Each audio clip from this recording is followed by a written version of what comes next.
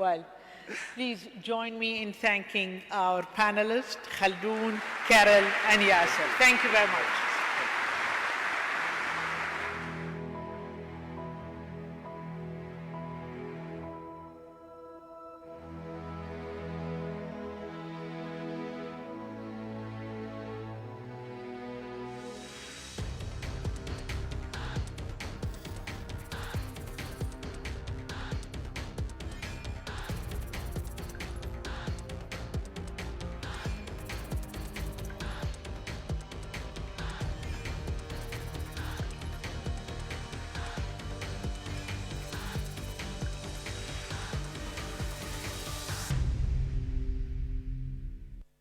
Ladies and gentlemen, please welcome to the stage Prime Minister of the Islamic Republic of Pakistan, His Excellency Imran Khan, and from Sky News Arabia, our moderator, Ms. Lubna Boza.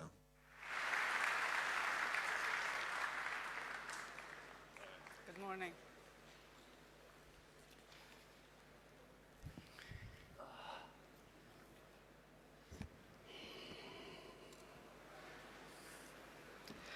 Good morning. Good morning, Your Highnesses, Your Excellencies, ladies and gentlemen. It gives me a great pleasure to be part of the FII this year. I'm happy to see a full house and so many familiar faces in the audience. So we've got 40 minutes to discuss Pakistani's economy and to discuss the emerging opportunities that might provide. So good morning and thank you for making the time. Your Excellency, you've assumed office as Prime Minister in August 2018 with a mission to achieve Naya Pakistan, New Pakistan. Tell us more about it. Well, thank you. First of all, let me say what a pleasure it is to be here. Opportunity to talk about Pakistan, investment opportunities. But Naya Pakistan is actually the Pakistan it was meant to be. Pakistan was the only state, well, one of the two states made in the name of an ideology which was Islam. So when we talk about Naya Pakistan, it is going back to the vision of the founding fathers of Pakistan.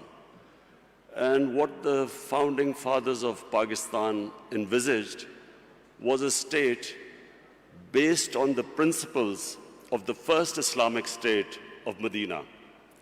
And those principles were justice, meritocracy, a welfare state where the state took responsibility for the weaker section of the society, and above all, state to educate its people. So these were the principles very lofty principles, why Pakistan came into being. So when we talk about Naya Pakistan, it means going back to the principles of what the founding fathers stood for.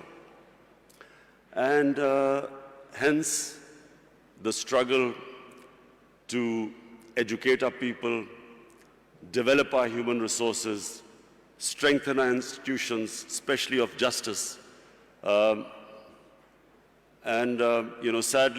Sadly for us, some of those principles are more visible in, say, the Scandinavian republics, say in Switzerland, say in New Zealand, than in Pakistan, what was supposed to be an example for what an ideal Muslim state was supposed to be. You've mentioned so many important points that I'm going to go back to one by one. So working on human capital, fighting corruption, empowering the economy. Walk us through the economic agenda of your government now.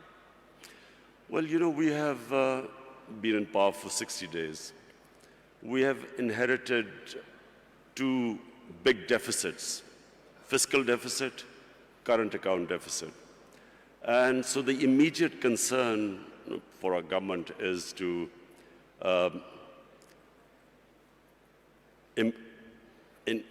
increase our exports. We need to increase our exports because we have shortage of foreign reserves because of our current account deficit. We need to get more remittances through the banking channels, because there are about 8 to 9 million Pakistanis who work abroad, who are living abroad. So we need to bolster our foreign exchange reserves, immediate improvement in exports, giving incentives to the exporters, getting Pakistanis to send remittances through the banking channels, because then we would have enough dollars. At the same time, clamping down on money laundering. It's a problem in most of the developing world where the money leaves the country through illegal channels. And then create the opportunities for investment. So these are the immediate measures we have been taking in these 2 months. Obviously, to get through this difficult period, we're looking for loans. And that's actually my next question, because with such an ambitious agenda, you require resources. How does your government plan to overcome the existing financing gap? Are we talking about loans, IMF program? What are the options you have on the table? Well, whatever reforms we do today, the impact will be in maybe 3 months, 6 months, a year's time. So right now we need to have loans to go through this difficult period of repaying or servicing our debts for our imports. So we are talking to both IMF, and also we are talking to friendly governments that we could have go through this difficult period to get loans. So you might be applying for another IMF program? Yes, we're talking to the IMF. What we are hoping is that we can do a bit of both, get some loans from friendly governments, at the same time get a loan from the IMF. And so to go through this period, which we feel we have a tough period for the next 3 to 6 months. I'm going to go back to the point you mentioned in your first answer. So during your victory speech, your main point was fighting corruption in Pakistan and powering the economy. How is your government aiming to ensure transparency so you can revive the investors' confidence in Pakistan and investing in Pakistan? Firstly, Lubna, you must understand that corruption is what makes a country poor. Corruption is the main difference between the developed world and the developing world. Countries are not poor because they lack resources. For instance, Congo has so many resources. It's one of the most resource-rich area in the world, as opposed to Switzerland, which comparatively hardly has any resources. The difference is that what corruption does is, it does 2 things. One, it destroys state institutions. When the ruling elite is corrupt, it can only make money by destroying all those institutions that are check and balance in the way of corruption. And secondly, corruption diverts money from human development to mega projects which give mega kickbacks, which leave a country indebted. So Switzerland is one of the most prosperous countries in the world because it has very good governance. It has strong state institutions, and it uses the money to develop its human resources. So in Pakistan, the challenge is, how do we strengthen our institutions enough to make it impossible for people to be corrupt, or corruption at a level which is manageable? And secondly, divert the resources to develop our human resources. This is the challenge of Pakistan. So what we've been trying to do since we've been 60 days in power is to strengthen the state institutions, develop meritocracy. The reasons why state institutions get destroyed is because cronies have been put in key positions, who then, once there is no meritocracy in a state institution, and there's no rule of law, the state institutions do not prevent anyone from stealing money from the country. So this has been the main agenda of our party. And then secondly, to prioritize institutions that will help the exporters. So hence, we have made all the laws at the moment to help our exporters.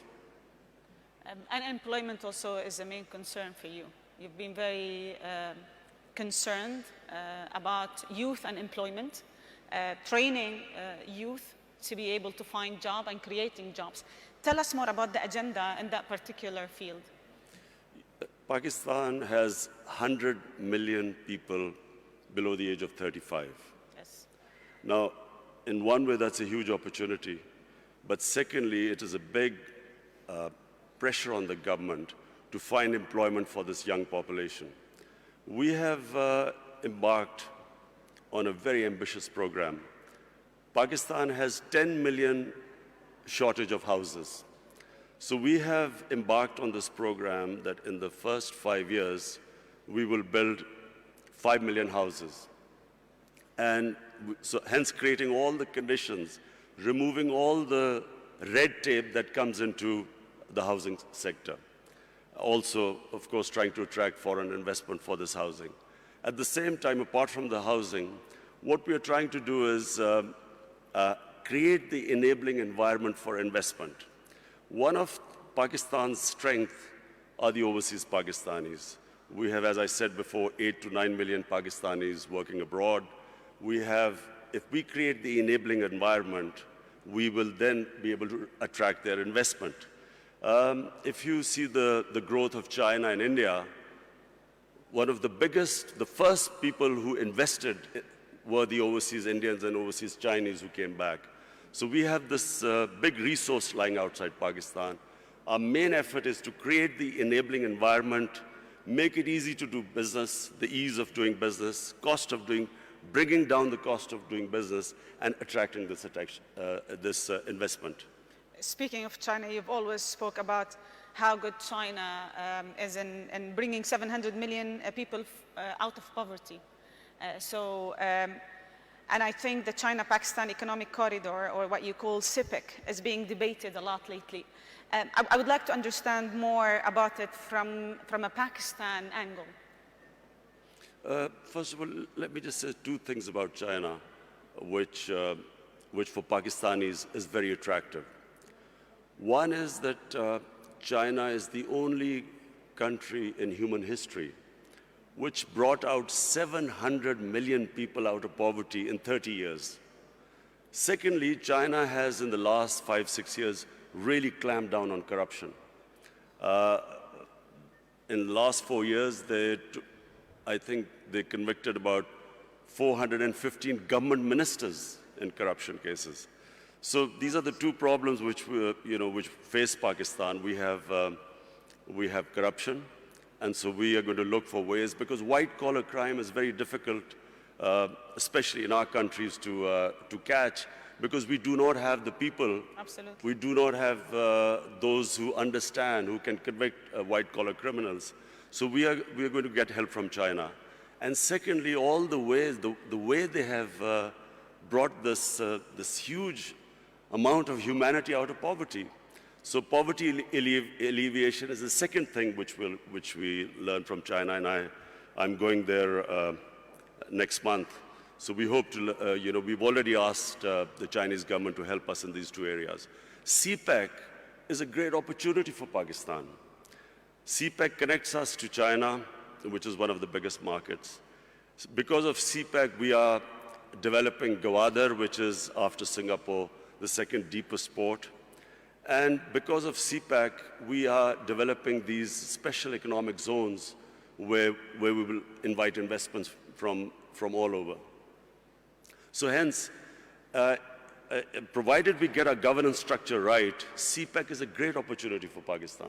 And actually, that leads to my second question, that this whole collaboration with China, how can it help Pakistan bring more international investors? Well, simply because China, A, is a huge market. Secondly, the CPEC is this route which connects us, China, right down to Gwadar. So we have all this opportunity with these special economic zones to invite people. It gives a great opportunity for investment. And remember Pakistan's strategic position.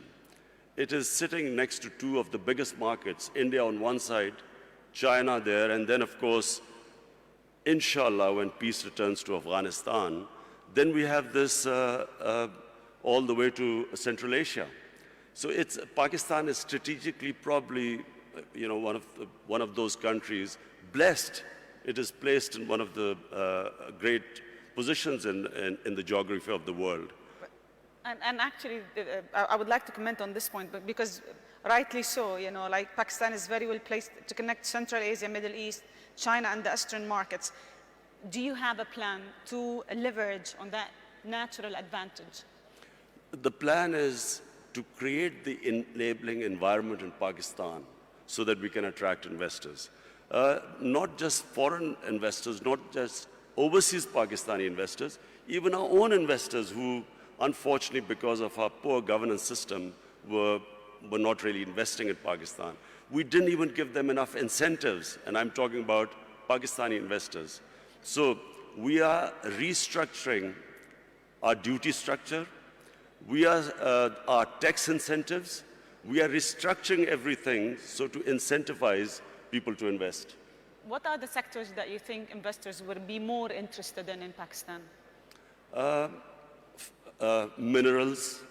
There are vast amount of mineral wealth lying in Pakistan. Coal, we have one of the biggest coal reserves in the world. We have copper reserves, one of the biggest copper reserves. Zinc.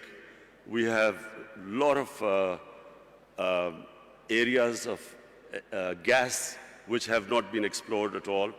But then we have tourism. You see, Pakistan is one of the most diverse countries in the world. Pakistan starts with alpine in the north. We have alpine climate. And then from the highest, which is the second highest mountain in the world, which is K2, we go on to the sea. We have 12 climatic zones on the way. So we have, tourism has exploded in Pakistan. Our infrastructure cannot cope with the tourists. So that's one of the biggest opportunities to invest in our country. And then we have three types of tourism. We have religious tourism. North of Pakistan was the center of the Buddhist civilization. We have the oldest civilization in the world, which is the Indus Valley civilization in Mohenjo-daro. Peshawar is one of the oldest living cities in the world, 2,500 years old. Lahore, also one of the ancient cities. So Pakistan is a diverse country. It's unfortunately because of the war on terror, last 13, 14 years, we had this turmoil where tourism disappeared. But in the last 2 years, we have all records of tourism have been broken in our country. So that's a great area to invest. So you've mentioned 2 points, tourism and energy. You've spoken enough about tourism and what should happen and how the investment should be. But on housing is also, of course, 5 million houses we are building. That's another area we're expecting investment from abroad. Let me talk about energy, because I think finding a sustainable fuel and gas supply by investing in Pakistan's own production is vital for your economy. What's your plan to reducing energy dependency and really inviting international investors and local investors to invest in that particular field? You see, we have hardly had any investment in our mineral resources. And one of the reasons, as I said again, in the last 15 years, was this war on terror, where we became the center of terrorism, suicide attacks, and so investors would not come to Pakistan.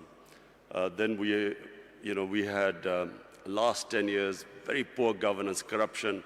We did not give enough incentives for investors to come to our country. Now, thanks to our security forces, our intelligence agencies, Pakistan has controlled terrorism. It's within Pakistan now, we have really clamped down on terrorism. It's very secure. We still have problems, terrorism coming from Afghanistan, but that's why we are hoping that these peace talks, hopefully peace talks between Taliban and the Americans, we hope that once Afghanistan settles, then not only will there be no terrorism within Pakistan, but then we have this access all the way to Central Asia. So we did not have investment coming into our gas, into our other minerals, because we had turmoil in our country. Now with peace and stability, we have people coming in. We have some of the big giants in the energy sector now showing interest. In fact, in December, I think Exxon is coming in Pakistan. They're coming back to Pakistan. And also we want to give incentives for the people in the investors in the energy sector to come and invest in our country. Your Excellency, from here, from the FII, what message do you want to give the world about Pakistan? The message is that Pakistan is a country with great potential. In the 60s, Pakistan was growing faster than almost any country in Asia, and that's because we had the best governance system. We unfortunately lost our way. In the 80s, we ended up in what was the Afghan Jihad. We then had remnants of the Afghan Jihad throughout the 90s. 9/11, post 9/11, we suffered from terrorism. And then our governance system also, unfortunately, did not enable us to attract investment. Now, Pakistan, in my opinion, is ready. I repeat, the biggest resource in Pakistan are the 100 million Pakistanis below the age of 35. It's a huge potential in the country. We have a diverse, mineral-rich country, one of the most fertile lands in the Indus Valley Basin. So today, the country stands where it is probably right now is the best time for investors to come to our country. Thank you very much. I'm going to open the floor now for some questions. We've got around 10 minutes. So if you have any questions, please just mention your name and your institution. We've got some mics.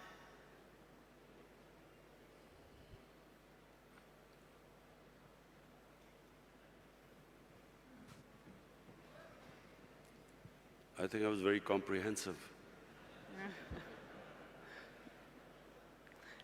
We've got so many questions. Can we just pass the mics, please?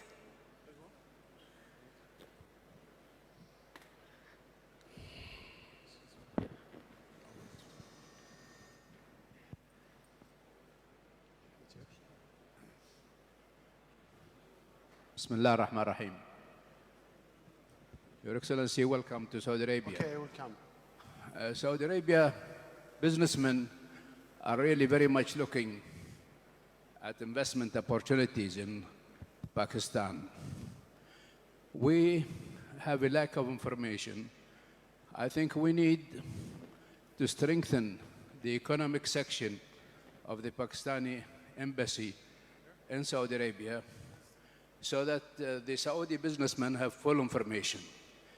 We believe, from our experience, with the expertise of Pakistanis working in Saudi Arabia, who really shared with us our experience of development, they really show a potential to build a great country in Pakistan, like helping us to build a great country in Saudi Arabia.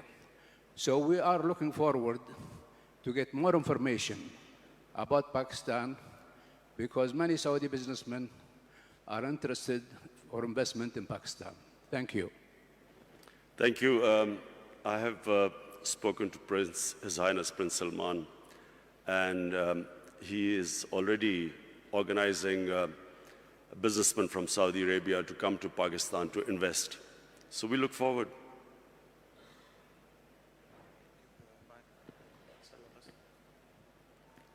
Okay. I'll take two more questions.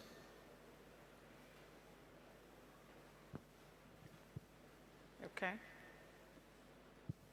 Hi, Imran. I'm Vikram from Tech Mahindra. Very inspirational talk. You did mention about 100 million people below the age of 30. And you mentioned about minerals and oil and gas. Don't you think information technology also could be an avenue for Pakistan? Yes, Vikram. Information technology could be one area where we could not only improve our exports, but also provide employment to our young people. Unfortunately, we did not concentrate, like India did, in information technology. We've got left a bit behind, but now we are concentrating, organizing our IT sector so we can develop it. Yes.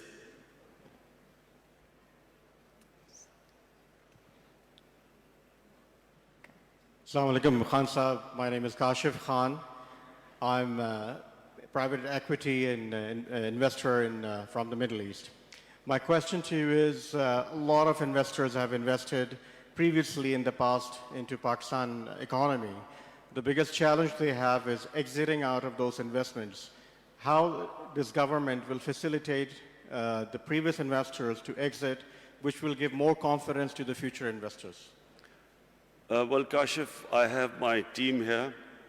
Our chairman of board of investment is here, our finance minister, our commerce minister. The whole idea is, in Pakistan right now, is how to make it easier for people to invest, the ease of doing business. We are already working on it, trying to remove all impediments. In fact, we are now about to develop a one-window operation for investors, that anyone who wants to invest in Pakistan, he will just be able to contact one point where they can contact, and any problems they are having, we will remove. So we are now determined that the only way the country can go forward and we can provide employment to this young population is by helping the investors. And you will find things improving by the day. So we will have one more question before we wrap up. Heather Henyan from Mindshift Capital. Hello. Assalamu alaikum, Your Excellency. Welcome to Riyadh. Pakistan is one of the largest importers of oil, and Saudi being one of the largest exporters. So can you maybe shed light on the possibilities of potential cooperation in oil refineries or downstream opportunities in manufacturing in Pakistan? Well, we are already talking to Saudi investors for an oil refinery to be built in Pakistan. In fact, we need 2 oil refineries in Pakistan bearing the amount of demand. So yes, the answer is yes, we are talking to Saudi Arabia. We have already met Saudi investors who just came over to Pakistan. And there is cooperation, and there's going to be increasing cooperation between Saudi Arabia and Pakistan. So we have one more question. Okay. Oh, sorry, over here. Heather Henyan from Mindshift Capital.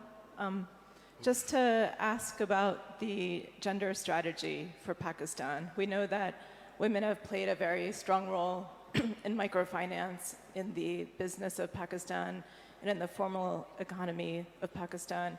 Can you talk more about the role that you see for women going forward as entrepreneurs and their role in the business sector? Thank you. The most important thing at the moment for our government is to ensure that we raise a female literacy in our country. Unfortunately, in literacy, we have got left behind in the subcontinent, but specifically female literacy. So you can only empower women, really, if you educate them. So in the 5 years when we were in power in Khyber Pakhtunkhwa, the province our government was in power, we decided that every 100 new colleges to be built in Khyber Pakhtunkhwa, 70 would be for women. Similarly, in primary, all primary education schools which we were going to open, out of 100, 70 would be for women. So that's number one. Secondly, we have this housing project which we've started. We are, at the bottom tier, we are doing microfinance for the poorest of the poor. This is affordable housing. And for the poorest of the poor, we are introducing microfinance. And there also we are involving women because we find that they are always in microfinance, they always pay back the loans much better than the ratio which men pay back. But apart from that, we're trying to do something which sadly hasn't happened in Pakistan. Women do not get their inheritance rights, which is mentioned in the Sharia. In Pakistan, in rural areas, women don't get their rights. So also financially empower them by ensuring that they get their inheritance rights. So we've got another question, please. Mr. President, this has been Hindi from Dubai, UAE. You have a great neighbor next to you, which is India, and they have great potentials to be a great partners with you. What is your efforts to let go all the past history and become one big nation, collaborating with each other in different fields and businesses? Thank you. Well, I'll answer my final question. Look, one thing Pakistan needs more than any other country right now is peace and stability. The last decade or more, specifically after 9/11, has been of the greatest turmoil to our country. A war which Pakistan had nothing to do with. Pakistan ended up losing almost 80,000 Pakistanis dead. Our tribal areas devastated by the war. Half of the population in the tribal areas internally displaced. Over $100 billion lost to the economy. And one of the reasons why we are at this stage where I'm talking about the two biggest deficits, fiscal and current account deficit, is because of this instability and the war, where investment just dried up in Pakistan. So what we need is stability. Now, stability means peace with all its neighbors. We have peace with India, we have peace with Iran, peace with China and Iran. Our problems are right now with Afghanistan and with India. Now, when I won the elections and came to power, the first thing I tried to do was to extend a hand of peace to India. Unfortunately, and I think it's because of the Indian election coming up, and because, sadly, anti-Pakistan rhetoric brings in votes, I'm afraid we got no response from India. In fact, got rebuffed by India. Now, what we are hoping is that we'll wait till the elections, then again we will resume our peace talks with India. Peace with India is important not just for Pakistan, but for India as well. All the money that should be diverted to our human resources ends up being diverted to non-productive arms race. And secondly, peace with Afghanistan, peace in Afghanistan. It's critical for Pakistan because at the moment, the low amount of terrorism coming into Pakistan is from Afghanistan. And so it's, for us, for Pakistan, it's extremely important that we have peace with both the neighbors. And I can tell you, my government will be trying its best. We are all in Pakistan, there is a consensus amongst all stakeholders that what this country right now needs peace and stability. And only peace and stability will allow us to bring in investment to most of all, to alleviate poverty, give employment to our young population. So we will wrap it here. Thank you very much for joining us, and thank you for sharing with us all this. The Prime Minister of Pakistan, thank you.